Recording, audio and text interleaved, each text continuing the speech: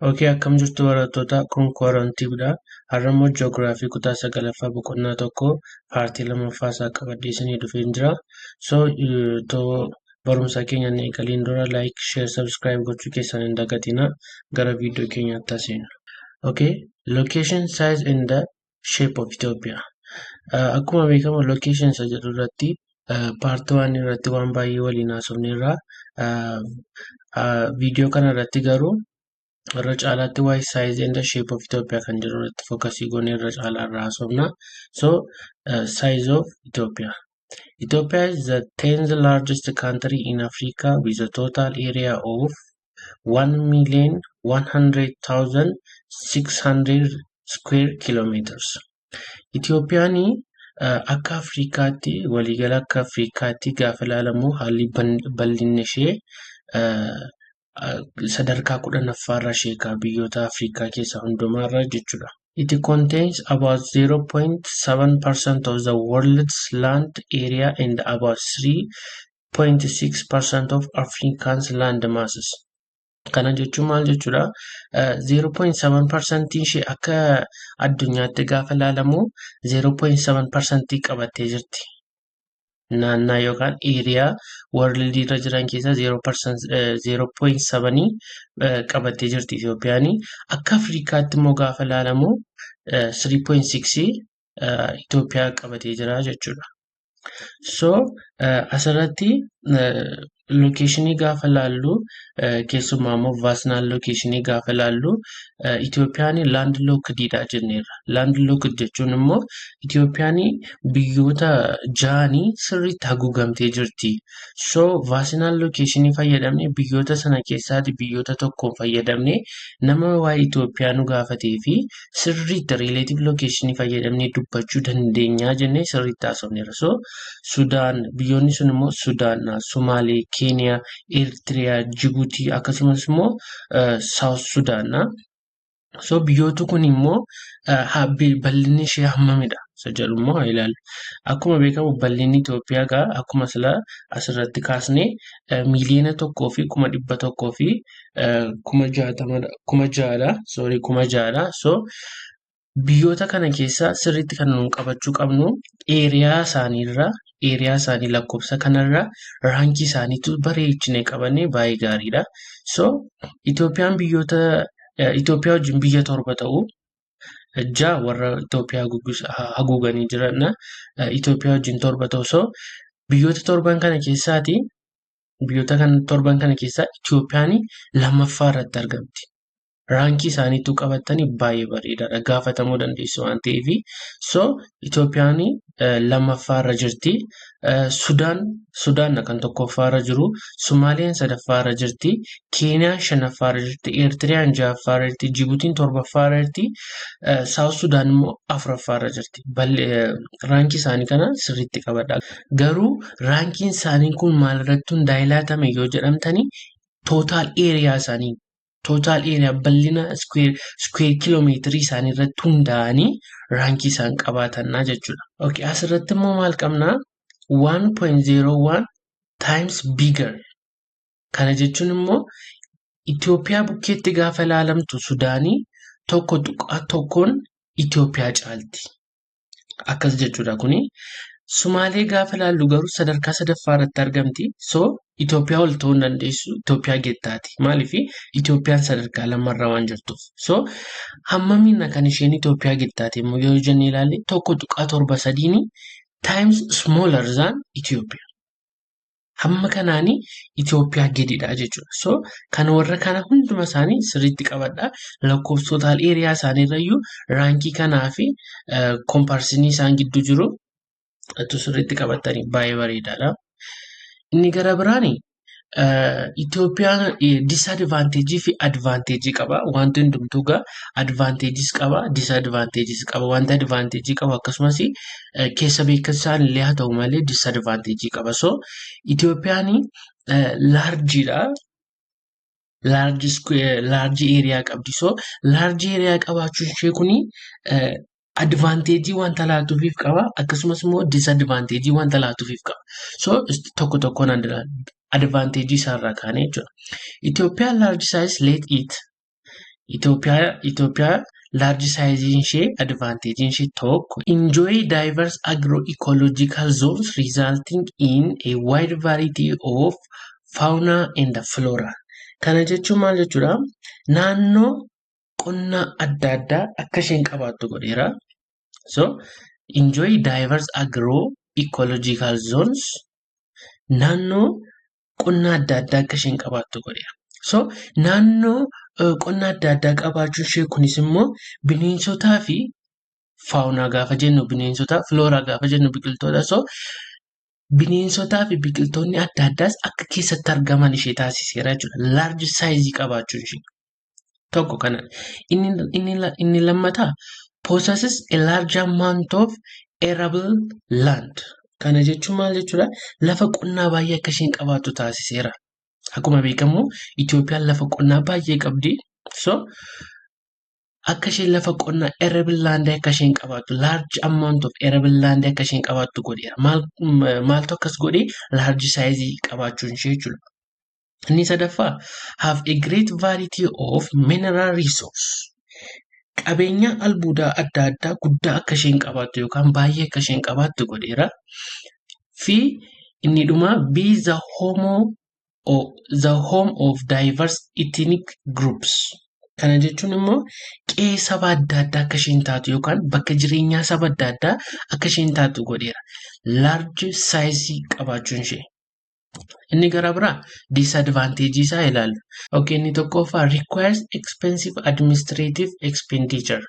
Kana jechuun immoo baasii bulchiinsaa qaalaa akka ishee yookaan immoo baasii bulchiinsaa qaalii ta'e akka isheen baastuuf ishee saaxileera jechuudha. Kun sababa maalii ta'e? Egaa advantage isaa keessatti tokko wanta ilaalle diverse groupiin yookaan immoo uummanni adda addaa, sabni adda addaa mana jireenyaa godhatee Itoophiyaa keessa akka jiraatu kan godhe large size qabaachuu jedha jennee ilaalleera. So disadvantage isaa keessatti immoo bulchiinsi kuni baasii addaadhaaf yookaan baasii guddaatiif akka inni saaxilamu godheera jechuudha. So inni gara biraa have a large army to protect its sovereignty. Kana jechuun immoo waraana baay'ee abbaa biyyummaa ishee tiksuu akka isheen qabaattu godheera.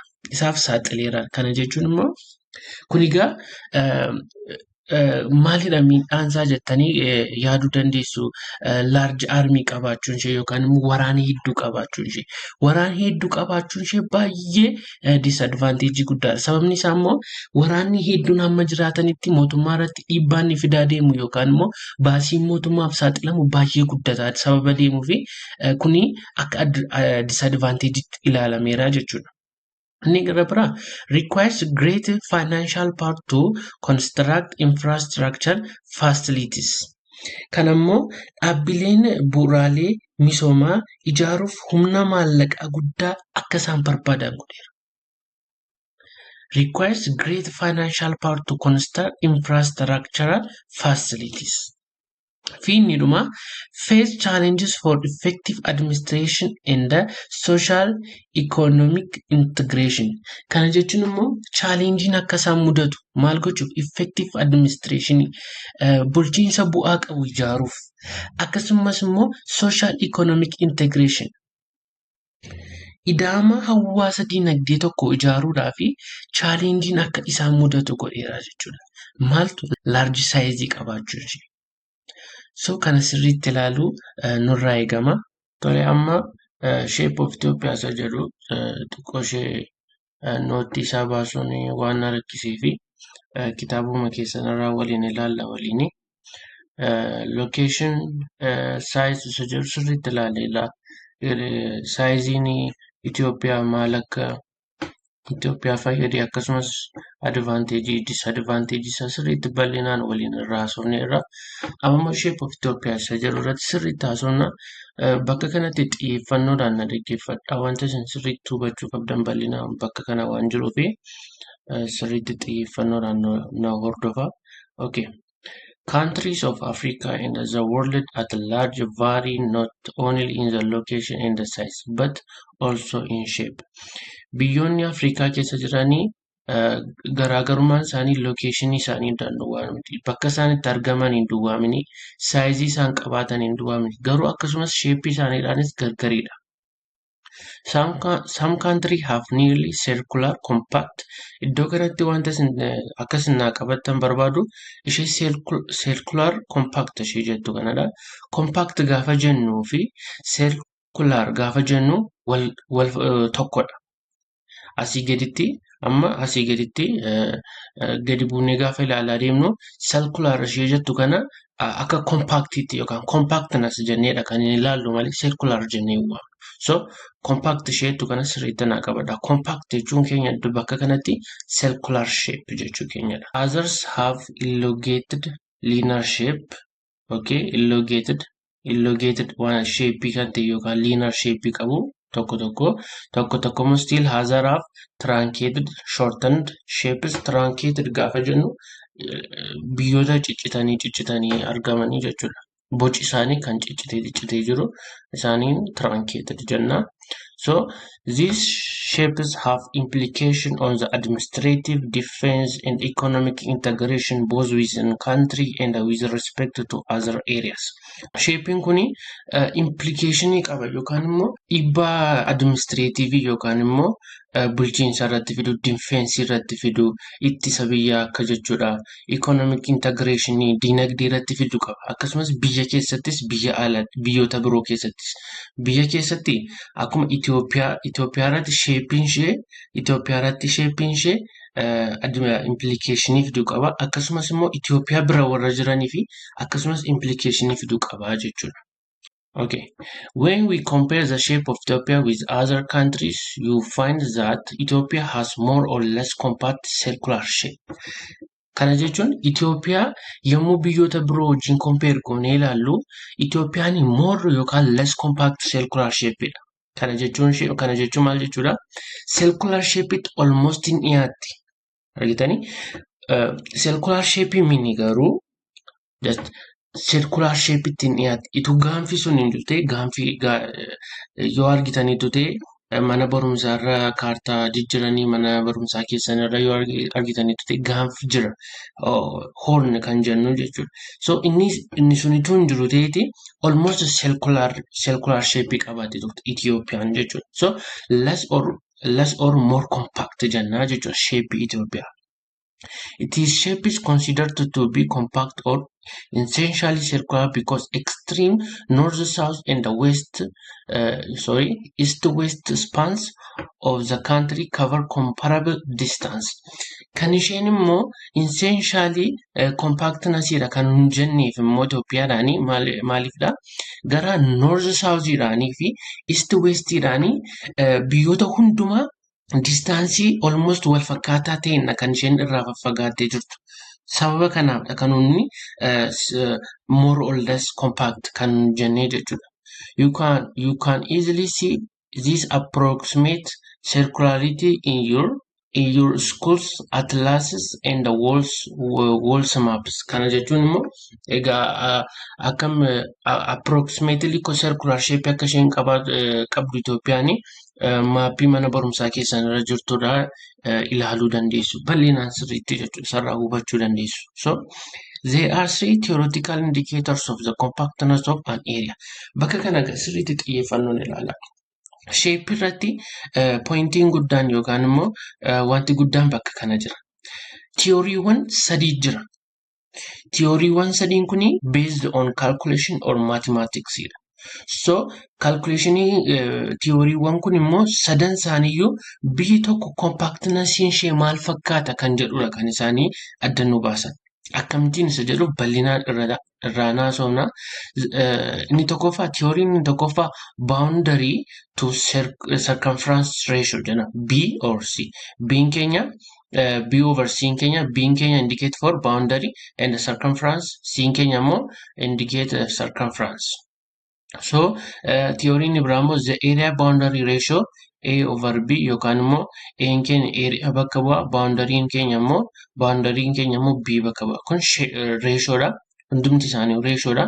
Inni gara biraa immoo actual area to area of the inscribed circle. So kun immoo maal bakka bu'a? A over A prime bakka nu bu'a jechuudha. Okay. Nootii kana xiyyeeffannoodhaan ilaala. Each of these theoretical assumptions is based on the value of 1 as indicating a perfectly compact shape except area to boundary ratio. Theoretical assumption kun yaadi theoretically kana yookaan immoo tilmaamni isaanii maal irratti based kan ta'edha. Yeroo mathematical expression kana hojjennu boundary circumference irratti hundoofne actual area to area of inscribed circle irratti hundoofne gaafa hojjennu valueen keenya tokko yoo nu dhufe it indicate perfectly compact isheen nun jenne egaa kuni circular bakka nu buute argitanii. Kanaaf sila kan hin qabadhaa isiniin jedhe compact isheen jettu kun asitti circular shape bakka nu buute. So circular shape dha. Tokko yoo nu dhufe hojjennee deebiin keenya ratio hunduma isaanii hojjennee tokko yoo nu dhufani circular dha wanti kun yookaan compact shape qabdi biyyi kun jechuu dandeenya. So garuu immoo except area to boundary ratio. Area to boundary ratio dabalatu. Area to boundary ratio ni waan biraadha. Kallattii biraadha kan inni hojjetamu yookaan kallattii biraadha kan inni isa express goonu. So lakkoofsi tokko kun kan maaliif bakka nu buute jechuudha. Boundary circumference ratio fi actual area to inscribed circle bakka nu buute jechuudha. Okay. The consider 0.5 up to 1.5 values as deviating only slightly from circular or compact and therefore indicate approximate compactness. Kun immoo maal jechuudha? Amma hojjennee ratio isaanii hojjennee 0.5 yoo nu dhufe kan biyya tokko. Akkasumas immoo akka dingataa immoo yoo maybe immoo tokko tuqaa 5 nu dhufe akkuma isin argitanii lakkoofsa duwwaa tuqaa 5 tokko tuqaa 5 tokkorraati small number'idhaan deviate gochaa jira. Garaagarummaa kan inni agarsiisaa jiru 0.5 something dhaan.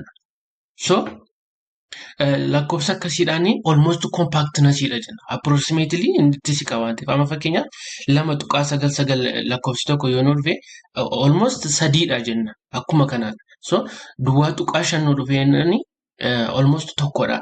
Perfectly dhaan jechuu dandeenya warra kanaanis jechuudha. Garuu immoo okay, haa ilaallu.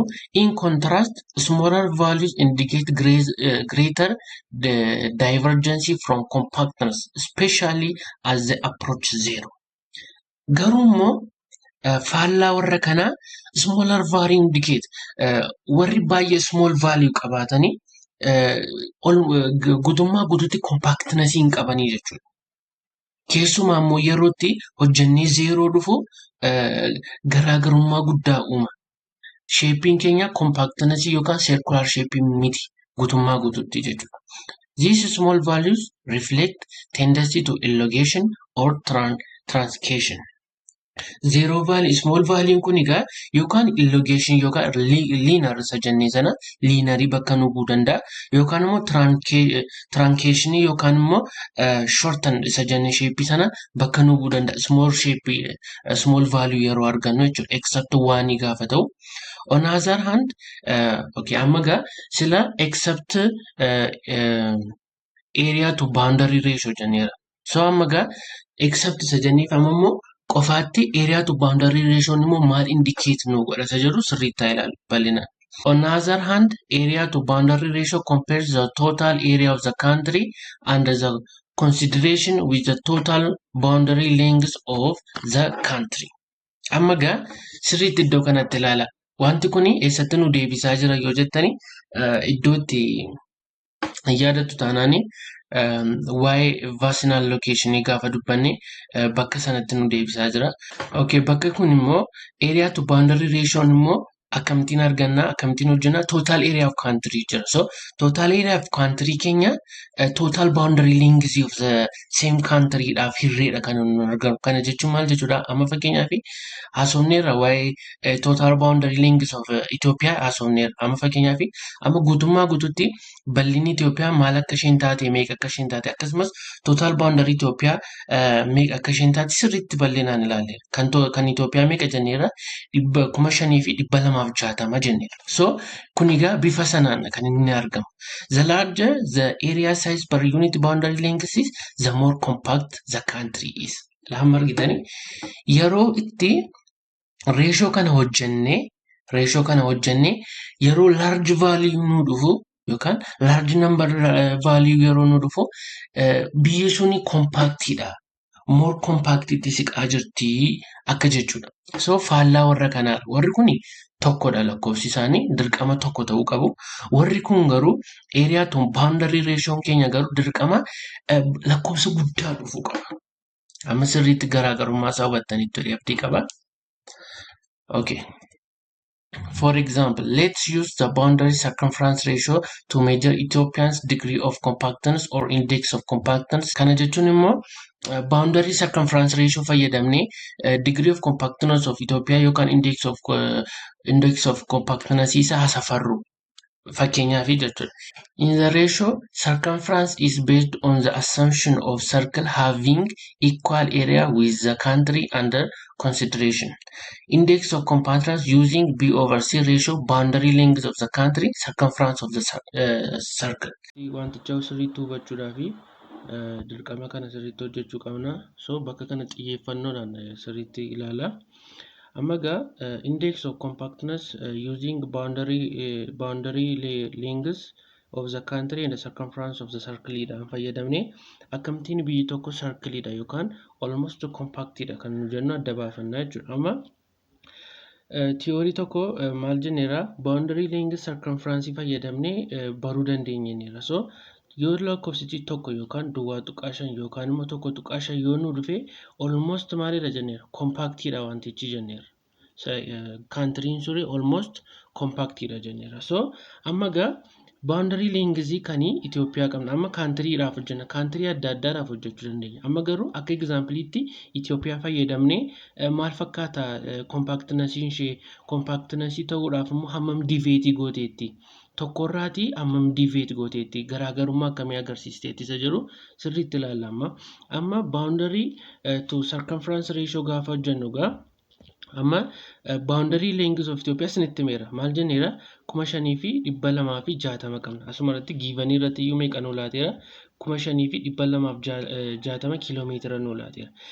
Over circumference isaa immoo circumference kan jennu circumference circle amma circumference kan jennu gaasitti circle kana yoo qabne geengawwan kun guutummaan isaa circumference dha. So amma pointii kanarraa kaasee namni tokko amma kana yoo dhufe circumference guutummaa isaa deemeera jechuudha. So circumference siin keenya immoo maalidha 2 pi r dha.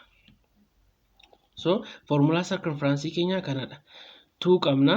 Paayin keenya immoo asitti wanta sun hubachuu qabdanii paayi isheen jennu kuni lakkoofsi kuni lakkoofsa wayii bakka buute lakkoofsi sunis 1.4 kun constantidha. Yeroo hundumaa barnoota adda addaa irrattis mathematics keessattis barnoota hundumaa keessatti kana sirriitti qabadha. 3.14 kuni gatii paayidha. Constantidha. So amma gaa circumference bakka sii keenya kana buusu 2 pi r qabna.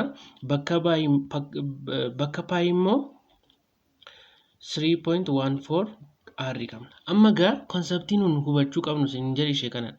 R kana eessaafin R hin qabnu givanii keessattis ilaaltanitti yoo ta'e givanii bakka kanatti circumference of circle having an area similar to area of Ethiopia jedhee area of Ethiopia nu laate. So R kana eessa arganna? R kana argachuu fi konseptiin jiru maalla Ethiopia biyyi tokko eriyaan biyyi tokkooti. Eriyaan biyya tokko guutummaan eriyaa biyya tokko kan area of circle wajjin wal qixadha jedheera kan inni nu kaa'u theory'n kun. So gaa amma area of circle immoo maal beekna pi r square akka ta'e beekna.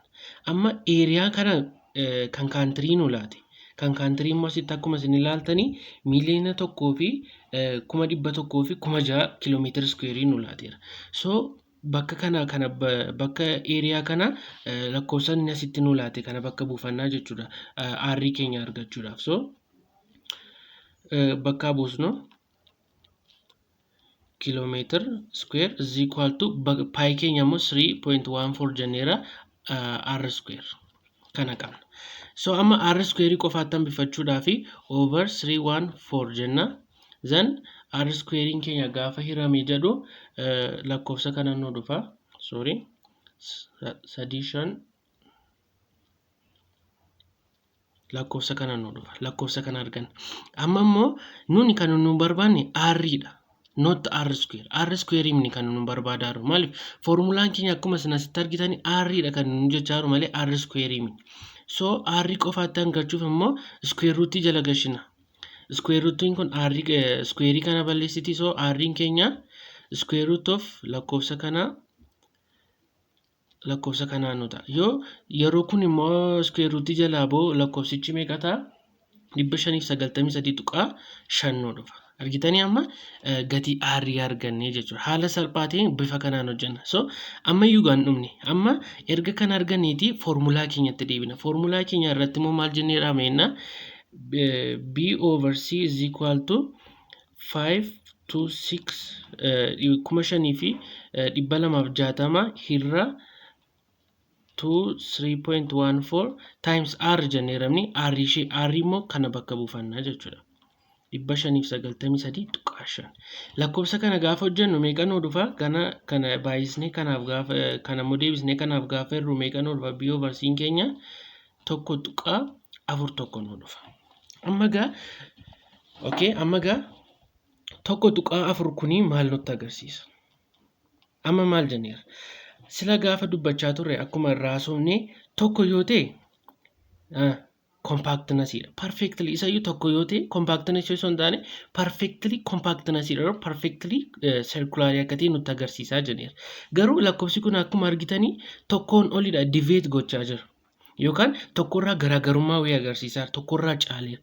So amma lakkoofsi kun maaliin tokkoon meeqaan caale yoo jennee ilaalle lakkoofsa kana kan dhufee tokko iddoo duwwaa tuqaa 4 tokkodha. Argitanii duwwaa tuqaa 4 tokkoon lakkoofsi kun tokkorraa deviate gochaa jira. Garaagarummaa agarsiisaa jira jechuudha. So amma kana parsantiidhaan yoo keenya 100 yoo baay'isne meeqa ta'a? 41% ta'a. Amma gaa kun lakkoofsi 41% kun maal nutti agarsiisa? 41% kana jechuun amma fakkeenyaaf 100% qabna.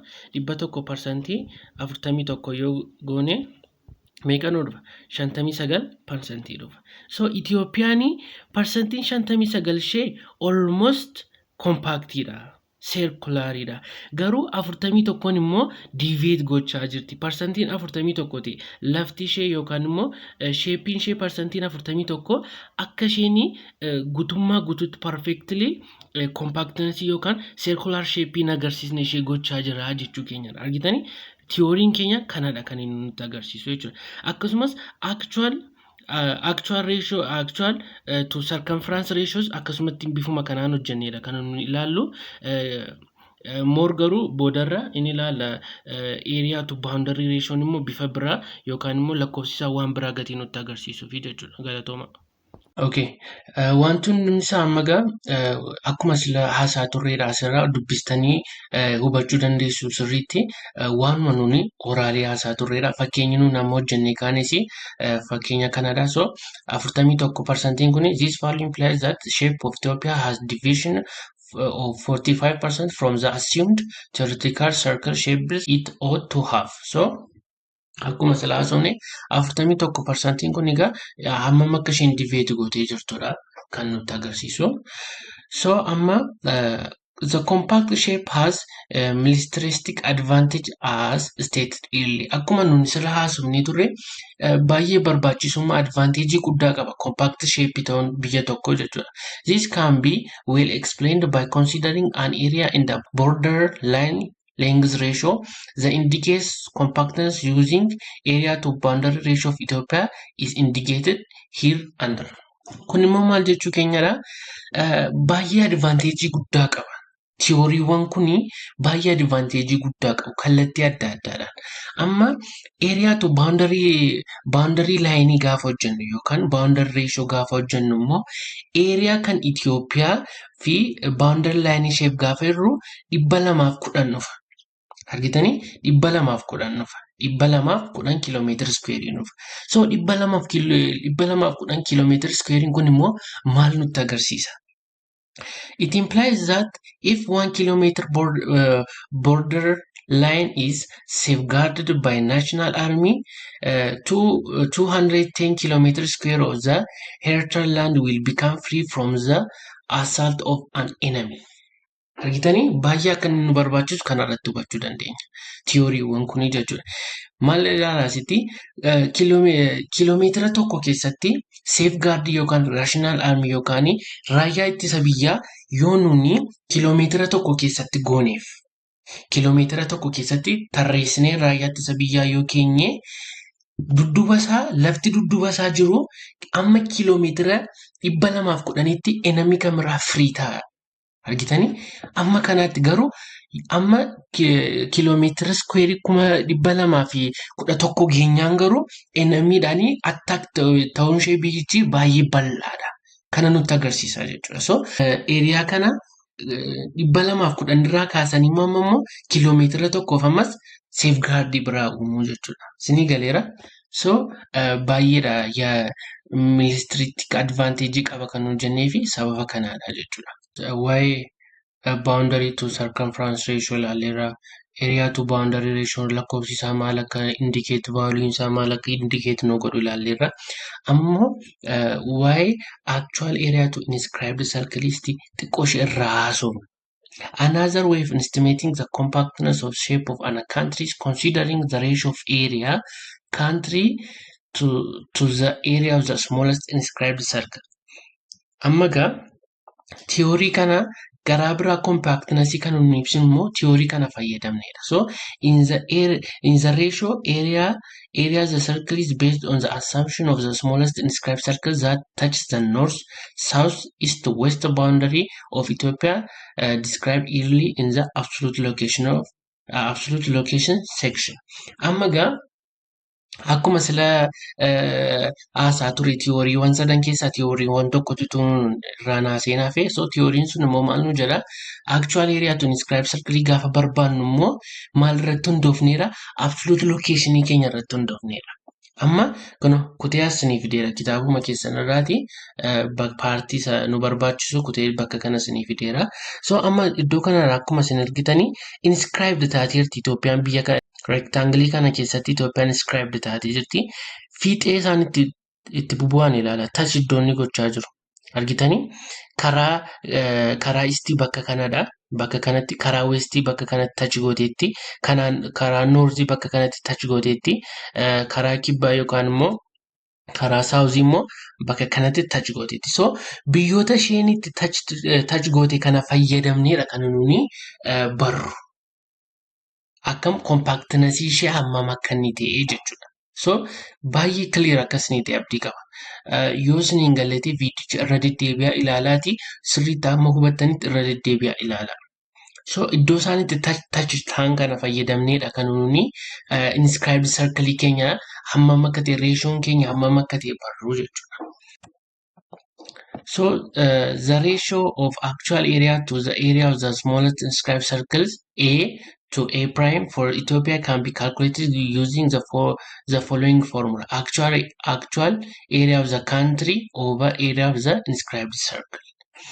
Note, lower value near 0 indicate elongation and the higher value near 1 suggests more compactness. Akkuma sila haasofne 0 yoo ta'ani longitudinally, linearly akkasumas shortanii akka ta'an nutti agarsiisu jenneera. Garuu near 1 yoo ta'an yoo tokkotti siqan garuu more compactness akka isaan ta'ani akka nutti agarsiisu ratioowwan sadan nuun ilaalle. Inni gara biraan geological history of Ethiopia kan jennudha. The geological process in Ethiopia. Jooloojikaal seenaa jooloojikaalii kan Itoophiyaa ilaalama. Jooloojikaalii seenaan ishee maal fakkaata kan jedhu argamsi ishee dhufaatiin ishee akkamna kan jedhu tokko tokkoon bal'inaan kan Itoophiyaa irratti fookasii goonee ilaalla.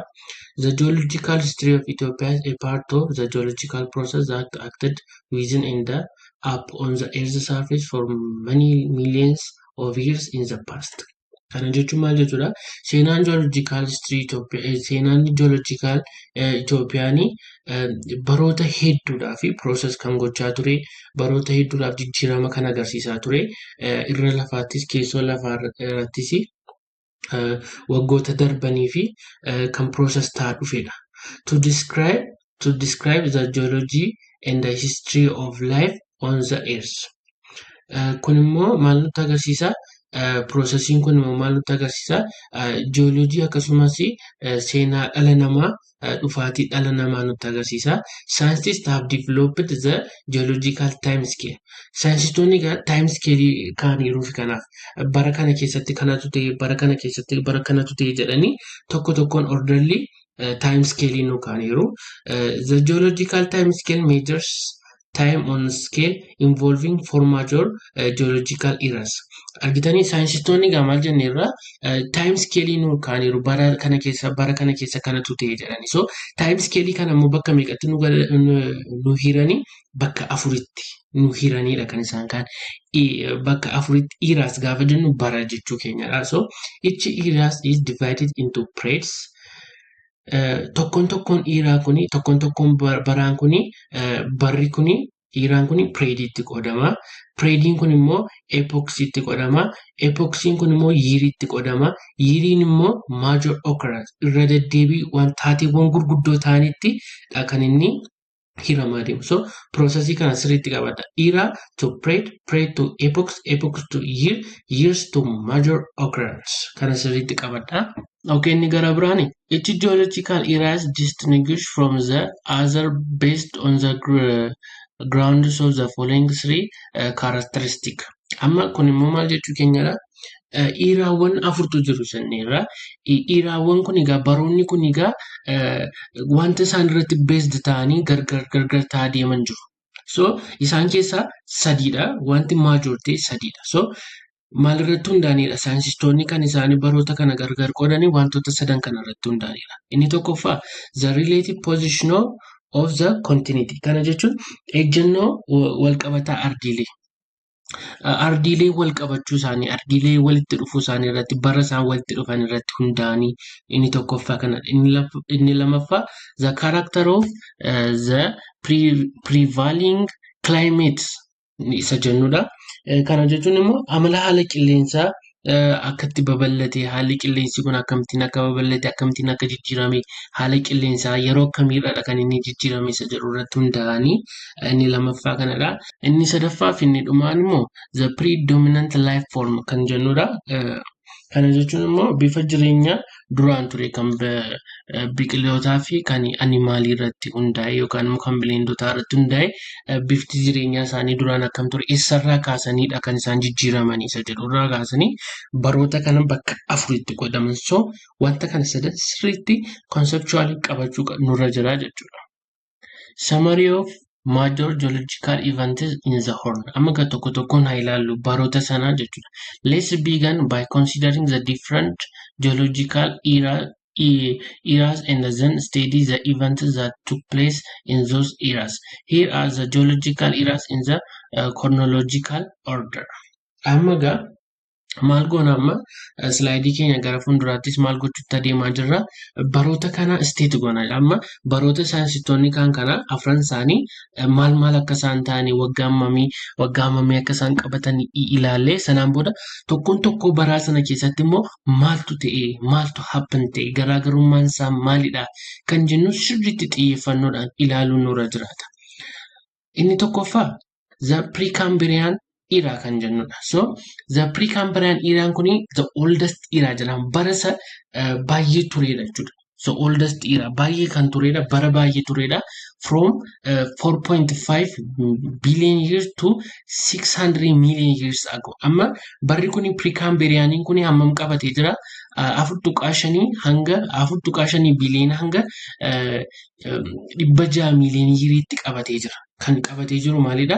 Precambrian era jedhama. Bara inni qabatee jiru sirriitti qabachuun nurraa eegama. Inni gara biraani Paleozoic era kan jennudha. Paleozoic eraan kun immoo miliyoona 6 miliyoona 600 kaasee hanga miliyoona 250tti kan qabatee jiru immoo Paleozoic era jenna. Paleozoic era jenna. Inni gara biraa immoo Mesozoic era kan jennudha. Kun immoo 250 kaasee 250 miliyoona yiriirraa kaasee bara amma kanaa kaasee hanga 70 miliyoona yiriittidha kan inni qabatee jiru. Inni gara biraani inni dhumaani Cenozoic era kan jennudha. Inni immoo miliyoona 70 kaasee waggoota miliyoona 70 kaasee hanga ammaatti recent time ammaatti kan qabatee jirudha jechuudha. So gamma akkuma silaasuun irraa haasofna amma baroota sana keessa maal akka ta'aa turanii the Precambrian era dha kan haasofnu. The Precambrian era is the oldest and the longest geological era covering about 5/6 of the Earth's geological time. Precambrian era kun is the oldest akkasumas the longest akkuma isin argitanii 4.5 billion irraa kaasee hanga 600 million yiriittidha. Baay'ee dheeraadha jechuudha. Longest gaafa jennu baay'ee dheeraadha. Baay'ee bara turedha kuni. Akkasumas oldest gaafa jennu baay'ee bara turedha. Jechuun baay'ee turedha. Waggoota dheeraan dura barri kun kan inni ture. So kan inni cover gochaa ture immoo time scale kan inni cover gochaa ture 5/6 ratio dhaani time scale guutummaa qabatee ture kan 5/6 kan qabatee ture Precambrian era kanadha. The following geological events occurred in the Horn during this era. Amma gara kanaa gaditti wanta nuti ilaallu hundumti isaanii Precambrian keessatti wanta uumameedha. Inni tokkoffaa frequent orogenic movements, mountain building process by volcanic eruption.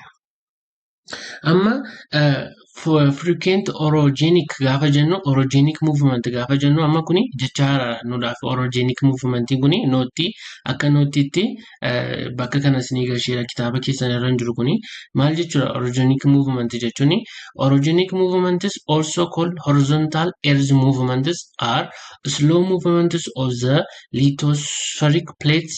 When two plates push against each other, it causes the strait to follow upwards, which cause formation of mountains. Orogenic movement gaafa jennu horizontal movement dha. Horizontal movement kan lithospheric lafti kuni horizontally laftiin sochooti jenna. So yeroo lafti socho'aa deemtu kuni riganni ishee keessatti uumama gaafa deemu bakka just push wal gochaa gaafa isaan deemanii walitti bubu'aa wal dhiibaa gaafa isaan deeman kuni mountainiin uumamu jira. So mountainiin suni bara sana uumamaa ture. Bara kana keessa mountainiin uumamaa ture jechuudha. Akkasumas karaa kana duwwamne volkaanikiidhaanis irra deddeebi'u volkaanikiidhaanis lafti geological ishee sababa kana baay'ee jijjiiraa turte. So frequent orogenic movement kun maal keessatti ta'e jechuudha bara Precambrian era jennu kana keessatti ta'e jechuudha. Inni garuu intensive volcanic activity volkaanoon cimaa intensive volcanic activity gaafa jennu volkaanoon cimaani bara kana keessattidha kan inni argamaan ture. Inni gara biraani asitti baay'ee kan nu hubachuu qabnu denudation during the later periods reduction or wearing down of the mountains. Amma immoo asitti ammas jecha haaraa ta'e denudation kan jennu gajjallaatti sirriitti bal'inaan ilaalla asitti hubannee darbuu qabna jecha denudation jedhu kana. Denudation jechuun sababa adda addaadhaan weezaringiidhaan ta'uu danda'a. Volkaanikiidhaan ta'uu danda'a, eroojinii lolaadhaan ta'uu danda'a. Sababa adda addaanii biyyi kun lafti kun hin niqamti. So sababa dhiqamiinsa biyyee kana lafti wayii tokko ni qama amma lolaa yoo fudhanne lafa tokko dhiqee yookaan biyyeewwan tokko dhiqee iddoo biraa immoo dhaqee kuusa. So iddoo biraatti wearing ta'a inni uwwisa. Iddoo tokko immoo reductionii godha inni hir'isa. So muumantiin kuni denudationiin kun egaa jalqaba kan inni argamutti kee Precambrian era kana keessattidha jechuudha. Formation of folded mountain kana jechuun immoo gaarreewwan yoo argitanitti ta'e TV adda addaa irratti yookaan social media irratti gaarri tokko folded kan ta'e dabee jira. So bara sana bara Precambrian era kana keessattidha folded mountain kan inni uumamutti kee jechuudha. So akka nootiitti kitaabni kana keessan kana noot jedhee kaa'ee jira. During the Precambrian era, the first forms of life one-celled emerged, such as amoeba and the jellyfish. Amma bara sana keessatti first forms of life kan jennu one cell kan jennu emerged argameera. Kan akka amoeba, jellyfish kan jennu bara Precambrian era keessattidha. So kan inni argame jechuudha. Sirriitti xiyyeeffannoodhaan ishee nootii kana sirriitti qabadha. Akkasumas the oldest rock formed the old crystalline basement or basement complex rock. This rock is found beneath all the other rocks. Akkasumas immoo baay'ee dhagaan ture tokko bara sana mul'ateera. Oldest rock kan jennu uumameera bara sana. Dhagaan kun immoo maal jedhama? Basement jedhama. Dhagaan kun basement yookaan basement complex rock jedhama. Sababni oldest ta'eef immoo beneath all the other rocks kan inni argame aggoolii jiran hundumaa jalattidha kan inni argame. So beneath kan hin jenneef sababa kana. Akkuma isin beektanii saayinsistoonni egaa yeroo itti wanta tokko foosilii fa'aa gaafa argachaa deemanii bifa akkamiidhaan kan isaan ka'anii foosiliin irra lafaa irratti argame yookaan hambaan irra lafaa irratti argame tokko youngestidha jedhanidha kan isaan assume godhan. Inni jala lafaa irratti argame immoo oldestidha jedhanidha kan isaanii assume godhan. So kun immoo dhagaan kun yookaan dhagaan basement jennu dhagaan basement complex rock jennu kun immoo lafa jalattidha kan inni argame. Dhagaa hundumaa jalattidha. So kanaafidha oldest rock kan inni ta'e akkasumas immoo Precambrian era keessatti kan inni ramadame jechuudha. Today is a few areas of Ethiopia outer crops of old crystalline basement complex rocks are found on the surface due to the continuous denudation. Amma gaa denudationii jechaa jiru kun isiniif haaraamne. Amma maal nu jechaa jira? Har'a hamma Itoophiyaa keessatti eeriyaa muraasa ta'an keessatti sababa denudationii yookaan erosionii ta'a weezaringii ta'a sababa kana dhiqamiinsa biyyeerraa kan dhufe lafti qotamaa dhiqamaa gaafa reedius gaafa ta'aa deemtu beezimentii rookii jenne kuni biyyoota tokko keessatti mul'ateera. Itoophiyaa keessatti tokko example the central and the northern Tigray keessatti mul'ateera. In Matakkal, Asoosa, Illubabor, in the central Sidama, southern Omo, southern Bali, and the Borana keessattis akkasuma mul'ateera. In the central western and the southern Eritrea keessattis basement dhagaan jennu kuni mul'ateera sababa continuous denudation jechuudha. Sababa walitti fufiinsa dhiqama biyyee jechuudha. Inni gara biraan lammataani Paleozoic era kan jennudha. Barri kun immoo hammam ture? 600 kaasee hanga miliyoona 250tti bara turedha. So bara kana keessatti immoo maal akka ta'e akkuma isa dura goone irratti sirriitti haa ilaallu. During this era in Ethiopia, the major geologic or geomorphic process was denudation followed by penaplanation. Amma bara kana keessa wanti guddaa ta'e tokko jira. So bara kana keessa wanti guddaa ta'e immoo maalidha? Inni akka nuni Precambrian keessatti ilaalaa ture denudationiin uumamaa ture jenneera. So biyya kana keessatti bara kana keessatti immoo era kana keessatti immoo denudationiin irra penaplanation kan jennu kan irra caalaa argamaa ture. So no significant structural formation took place. Kana jechuun immoo bara kana keessatti wanti sirriitti ijaan argamu yookaan immoo wanti sirriitti mul'atu hin uumamne yookaan structural formationiin baay'een hin jiru. Garuu immoo sirriitti iddoo kanatti wanta isin ilaaluu qabdan xiyyeeffannoodhaani Pina Planationii kanatu bara kana keessatti uumame. Hence, the Paleozoic is the only era that left a gap in a rock formation in Ethiopia. Bara kana keessatti gaappiin formationii of rockii kan dhaabbate Itoophiyaa keessatti. Sababni isaa denudationiidhaanidha. Dhiqaminsa biyyeedhaan yookaan weezaringiidhaanii lafti kun dhiqamaa yeroo deemtu argamni dhagaa adda addaa uumamaa deemaa jenneerra. Akkuma sila ilaaltan Precambrian keessatti waa'ee kana sirriitti haasofneerra. So bara kana keessatti immoo denudationiin kun Pina Planationiidhaan wanta replace ta'ee fi gaappiitu uumame formation of rockii gidduutti jechuudha. The massive denudational activity resulted in the formation of icebergs, residual features in some parts of Ethiopia. So amma bara kana keessatti akka nootitti wanta isin qabachuu qabdanii the Paleozoic era is known for the predominance of invertebrates. Amma nooti kan Precambrian keessatti tokko maal jenneedha? First life celliin emerge ta'eera jenne tokko kanadha. Gara biraan immoo rookiin baay'ee dheeraa ture basement kan jennu yookaan basement complex rock kan jennu kuni evolve yookaan mul'ateera jenneera. So bara kana keessatti immoo wanti guddaan kan inni uumame Paleozoic era kana keessatti invertebrate kan jennu lafee dugdaa warri hin qabne. Amma vertebrate gaafa jennu inni kana balleessinee vertebrates gaafa jennu lafee dugdaa warra qabanna. Invertebrate gaafa jennu lafee dugdaa warri hin qabne. So bineensotni lafee dugdaa hin qabne baay'een bara kana keessattidha kan isaan mul'atan jechuudha. Okay, inni gara biraa fi inni sadaffaan immoo the Mesozoic era kan jennudha. Barri kun immoo akkuma irraa haasofne turre 250 hanga 70 miiliyooniidha kan inni ture. This era was marked by alternate slow sinking and uplifting of the land masses, or kan jennu epirogenesis kan jennu of the Horn Africa. Bara kana keessatti immoo maaltu ta'e yoo jenne ilaalle alternative slow lafti tokko liqamiinsa lafa tokkoo fi yookaan immoo lafti tokko gadi galuu ishee fi lafti tokko ol ka'uu ishee. Sinigaleera sinking gaafa jennu lafti tokko gadi galaa deemuu ishee. Uplifting gaafa jennu immoo lafti ol ka'uu deemuu ishee sababa adda addaa jechuudha. Maal jenna lafti tokko gaafa ol ka'uuf gaafa gadi ba'aa deemu maal jennee waamna epirogenesis jenna. So epirogenesisin kuni bara Mesozoic era keessattidha. So kan inni ta'e jechuudha.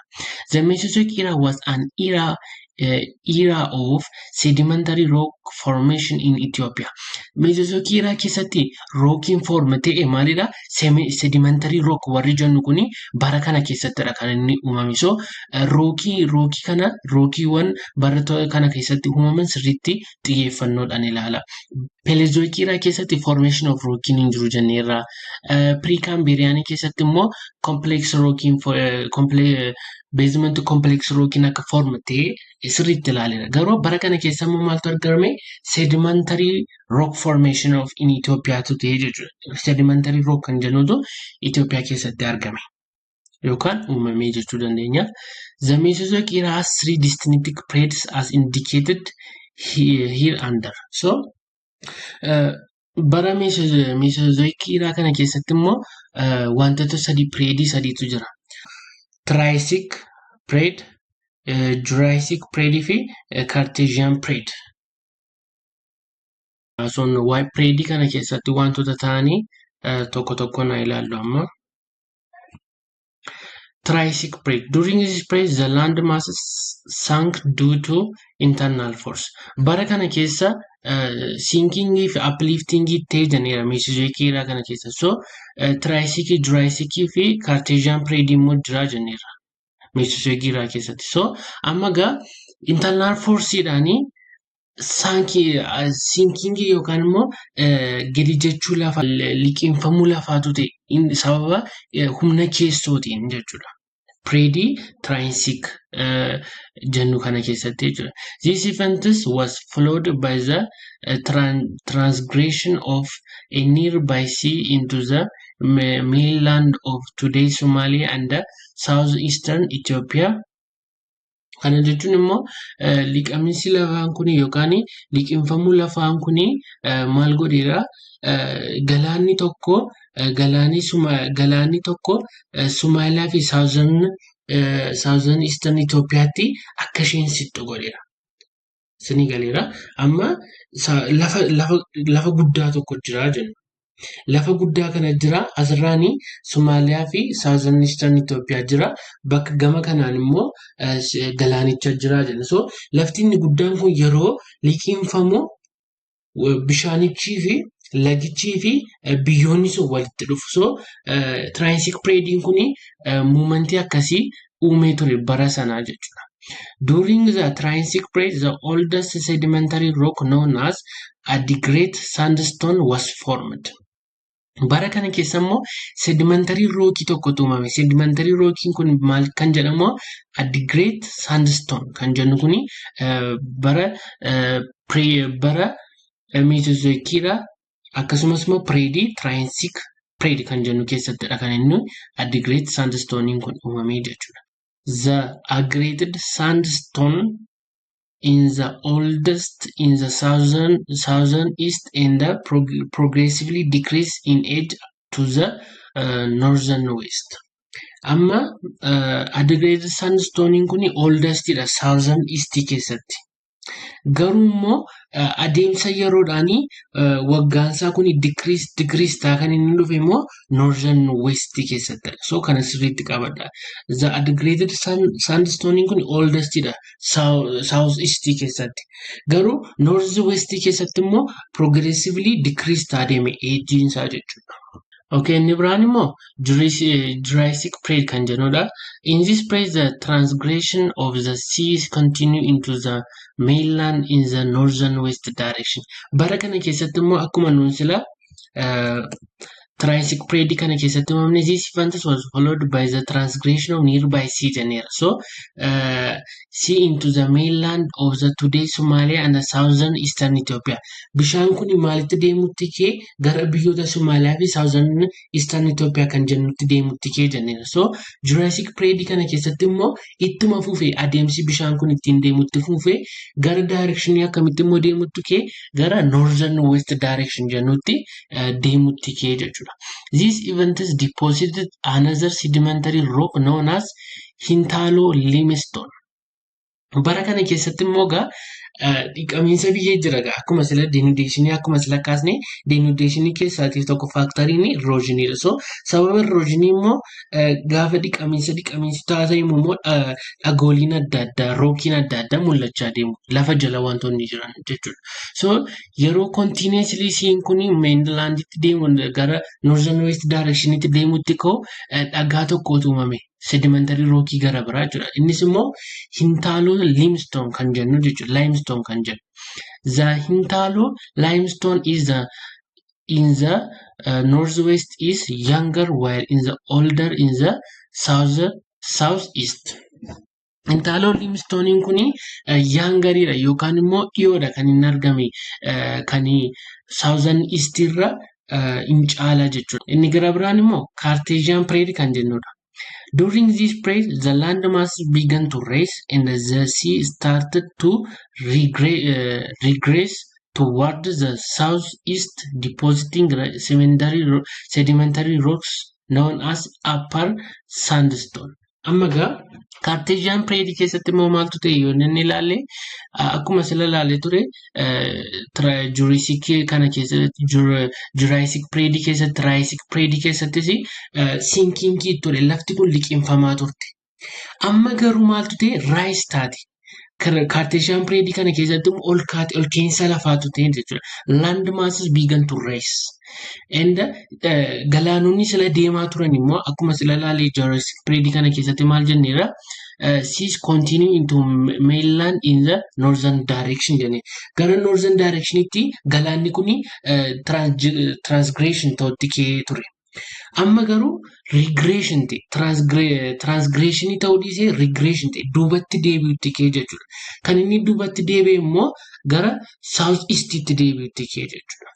So depositing sedimentary rock known as upper sandstone. Bara kana keessatti immoo yeroo inni regress ta'u yookaan yeroo inni duubatti deebi'u immoo sedimentary rock hin argame maal kan jennudha?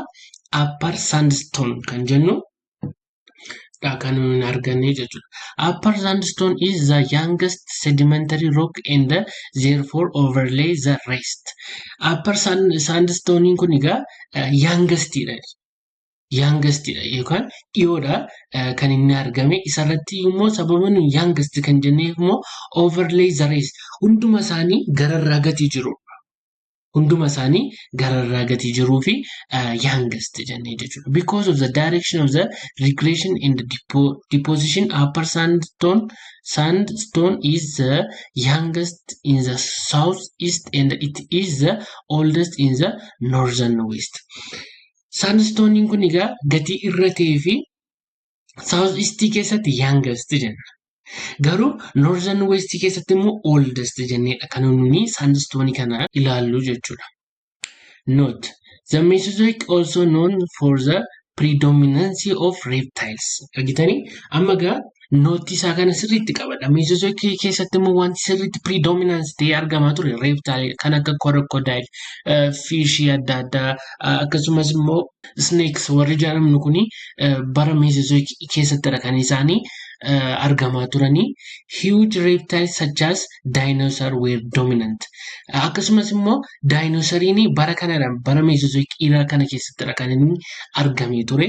However, at the end of this era, two other significant biological events occurred.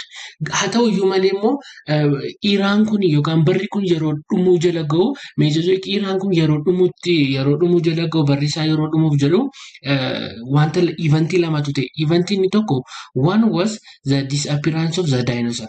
Gaafa barri kun dhumu tokko sila dinosauriin uumamee ture amma immoo hin bade disappeared ta'ee jechuudha. Inni gara biraa the other was the emergence of mammals, birds and the flowering plant. Inni gara biraa immoo barri kun yeroo dhumuutti ga'u emergence of mammals hoosistootitu argamutti kee birds simbirroo adda addaatu argamutti kee akkasumas flowering plant gaafa jennu immoo biqiltoota flowerii qabantu argamutti kee jechuudha. Okay, inni gara biraa fi inni afuraffaa fi inni dhumaan immoo the Cenozoic era kan jennudha bara miliyoona 700 fi amma recent time itti kan argannu Cenozoic era kan jennu jechuudha. It is the most recent geological era. During this era, very significant structural, climate and biological events have occurred in Ethiopia. Barri kuni recent geological era dha. Kana jechuun bara hamma jiru hamma ammaatti bara jiru kuni Cenozoic era jenna. Recent dhiyoodha jechuudha. During this era, very significant structural, climate and biological events have occurred in Ethiopia. Bara kana keessatti egaa significant structure baay'ee guddaa ta'e akkasumas climate biologicality bara kana keessatti Ethiopia keessatti uumameera jechuudha. Those geological events of the Cenozoic era have greatly resulted in the development of very recent landforms in the Horn Africa in general and Ethiopia in particular. Bara kana keessa gaa akkuma silaa isaa turre landforms adda addaa Precambrian keessatti ta'eera, Mesozoic era keessatti ta'eera. Bara kana keessatti immoo landforms dhiyoo kan akka dhagaan dhiyootti argamanii jechuun dhagaa dhiyootti argaman jiru. Asirratti hin caqasne kitaabni keessaa maaf akka ta'e hin beeku garuu dhagaa dhiyootti jiru kan baay'ee gatii ta'aniif kanatti fakkaata kan inni hin caqasne. Dhagaa dhiyootti argamaa turan albuunni dhiyootti argamaa turanii Cenozoic era kana jedhattira kan isaan kaatagorii qabaatanii jechuudha. The Cenozoic era is divided into two periods, namely Tertiary and Quaternary. Cenozoic era kana immoo bakka lamatti qoonneera kan inni Tertiary and Quaternary jennee kana sirriitti bal'inaanii inni ilaalla. To make this lesson simple and comprehensible, we shall discuss only the geological events of this era into events of each of the periods. Amma more akka simply akka why Cenozoic era ke wanti Cenozoic era keessatti ta'e akka sirriitti nu galuu fi Tertiary fi Quaternary keessatti wanta ta'e to discuss goonee sirriitti hubachuu dandeenya. Okay, geological events of the tertiary period. In the tertiary period, the uplifting that began in the Cartesian period of the Mesozoic era continued and reached its maximum height. Amma gaasitti maal jechaa jira? Tertiary period kana keessa wanti ta'e upliftingin Cartesian period keessatti jalqabe suni ittuma fufe. Tertiary period kana keessatti hanga ammamitti itti fufe yoo jenne immoo hanga inni maximum height isaa irra gahutti. Yookaan fiixee isaa isa dhumaarra manni gahutti itti fufe yookaan immoo dabalaa deeme jechuudha ol ka'iinsi lafaa kun. In Ethiopia and the horn it formed huge blocks of dam over the greater part of the region. Itoophiyaa akkasumas hornii adda addaa gaanfa adda addaa keessatti maal uume huge block uumeera. Kun immoo amma uplifting kun ol ka'iinsi lafaa kun hamma hojjaa isa dhumaatti Cartesian period keessatti kan inni guddate jenneerra. So kun immoo blookii fi daamii adda addaa akka riijinii sana keessatti uumamu godheera jechuudha Itoophiyaa keessatti. As the uplifting continues through the time, great cracks opened in the crust and resulted in the pouring out of extensive plastic lava known as the Trampina lava series. Amma egaa upliftingiin kun yeroo ammayyuu yerootti dabalaa deemu maal gochuutti keessoo lafaa keessaati caccabiinsi uumamutti keessoo lafaatti caccabiinsi akka banamu godhe jechuudha. Kun immoo dhangala'aa extensive plastic lava kan jennu baay'ee dhangala'aa cimaa ta'e akka uumamuu fi sababa ta'eera jechuudha. So waa'ee plastic lava kana sirriitti wanta inni fide sirriitti ni ilaalla. The lava resulted in the formation of lavaan kun egaa formation akkamiidha kan inni ta'e akka argamu kan inni godhe the northern western highlanding kun sababa lava kanaa uumame. The south eastern highlands kun sababa lava kanaa uumame. Inni sadaffaan immoo the Somalian plateaus kan jennu sababa kanaadha jechuudha. Sababa lava kanaadha kan plastic lava kanaadha kan inni uumame jechuudha. So tertiary period keessatti wantoota ta'anii sirriitti hubannoodhaan ilaaluun nurraa eegama. As the cracking and faulting continued during the period, it formed the Great East Africa Rift Valley system of which the Ethiopian Rift Valley system is part. Amma egaa cracking yookaan caccabinsi kunii fi kufiinsi kun yeroo itti fufaa deemu lafa jala kanatti crustii isaa irratti jechuudha. Lafa jalaa irratti yeroo itti fufaa deemu Great East Africa irratti Rift Valley systemiin guddaa akka uumamu akkasumas Rift Valley'n kuni Itoophiyaa keessattis in argama. Paarti kan ta'e Itoophiyaa keessaas paartii tokko kan ta'e akka uumamu taasiseera jechuudha. The Great East Africa Rift asitti vaalii irraa fadheera. I think Rift Valley itti dabaladhaa yoo nutti qabachaa jirtu ta'e Africa Rift Valley system extends from the Palestine Jordan in the north to Malawi, Mozambique in the south for the distance of about 7,200 kilometers. Amma gamaan nu jechaa jira Rift Valley'n kuni East Africa irraa kaasee baay'ee guddatti amma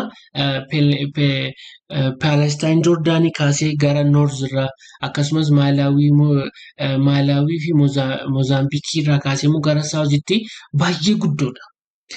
Garuu guddinni ishee kun kiiloomeetiraan gaafa keenyu 7,200 kiiloomeetirsidha.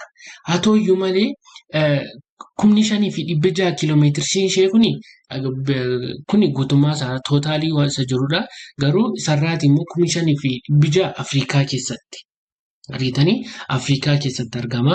Akkasuma immoo 1,700 kan ta'e immoo Eertiriyaa fi Itoophiyaa keessatti argama jechuudha Rift Valley'n kun. So asitti kan nu hubachuu qabnu bakka tootaaliinsaa 7,200 akka ta'edha. Tootaalii isaa keessaa immoo 5,600 Afrikaa keessatti 1,700 immoo Eertiriyaa fi Itoophiyaa keessatti akka isheen argamtudha jechuudha. Okay, inni gara biraa immoo akkuma sila ilaalle Cartesian periodiin bakka lamatti ilaalama jennee bakka lamatti qoodama jenneera. Tertiary fi quaternary jenneera. Tertiary irraa waan baay'ee irraa kaasneera. Amma garuu bal'inaan waa'ee quaternary ilaallee paartii kana haa xumurru. Geological events of the Quaternary Plate. This plate is known for the recent volcanic activity that took place after the formation of the Rift Valley. Bara kana keessa maaltu ta'e Rift Valley kun erga uumame teerisharii keessatti Rift Valley erga uumame kaasee volcanic activity turanii bara kana keessattidha kan isaan qodaman jechuudha. In the Quaternary Plate, the structures which were formed in Ethiopia and the Horn are structuring volcanic gaafa ga'u structurii adda addaa lafaadhaaf fi teessoo lafaadhaaf kennuu danda'a. So bara sana keessa Itoophiyaa keessatti sababa volkaanikii kanaa fi hornii fi iddoo adda addaa Itoophiyaa keessatti wantooti ta'aa turanii. So kan egaa tokko tokkoon isin ilaalaa asitti cleariidha jedhee yaada. Wanti kun maal bakka nu bu'a? The structures which were formed in Ethiopia and the Horn. Quaternary Plate keessatti structureonni eessatti akka isaan form ta'an Itoophiyaa keessa bakkoota Itoophiyaadha. So bakka kana sirriitti ilaalaa. Note. The Cenozoic era in its Quaternary Plate is assumed to be the plate in which modern man evolved. Cenozoic era keessatti Quaternary fi Tertiary jira jenna. So Quaternary Plate keessa keessumaa Cenozoic eraati akkasumas Quaternary Plate keessa immoo maal jedhameedha kan inni beekamu modern maniin kun evolve kan inni ta'e. Dhalli namaa sa'aatii ammaa jiru Homo sapiensiin kuni kan inni evolve ta'e bara Quaternary Plate kana keessadha jechuudha. So nootti kana sirriitti qabadhaa. Okay, paartii lammaffaa keenya immoo ji'oogiraafii kutaa 9ffaa boqonnaa tokko kanumaan xumurree jirra. Gaaffii yoo qabaattan comment section irratti nu barreessuu hin dagatiin. Akkasumas hiriyoota keessaniif like, share, subscribe godhaa. Ofii keessanis like, subscribe gochuu keessan hin dagatinaa jecha. Paartii sadaffaa irratti waliin argina. Ammasti nagaan tura. Korantii irraa milkaa'ina dhalootaaf sababan taana we are cause for success of generation.